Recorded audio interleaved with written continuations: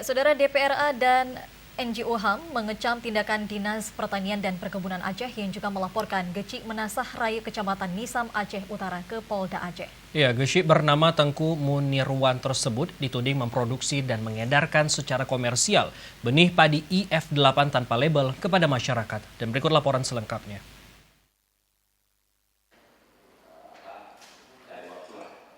Penegasan tersebut diungkapkan Ketua Komisi 2 Nur Zahri dan Direktur Koalisi NGO HAM Aceh Zulfikar Muhammad saat konferensi pers terkait masalah penahanan Gecik Menasah Raya Kecamatan Nisam Aceh Utara kemarin di ruang serbaguna DPRA.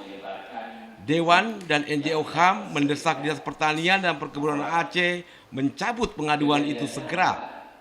Sebab selama ini Gecik Tengku Munirwan telah mengembangkan padi jenis IF8 bantuan Gubernur Irwandi Yusuf dengan hasil 11,9 ton per hektar setiap kali panen.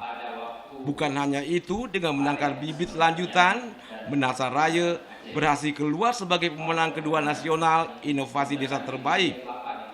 Proses delik aduan oleh Distanbun ke Polda Aceh atas perintah Menteri Pertanian merupakan kriminalisasi dan cara berpikir keliru dari pemerintah. Gecik Tengku Munirwan dituding di Stambun Aceh 1 Juli dan tim Polda menyita 10.481 kg benih padi IF8.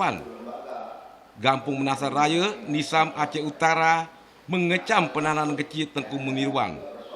Tim Liputan TVRI melaporkan.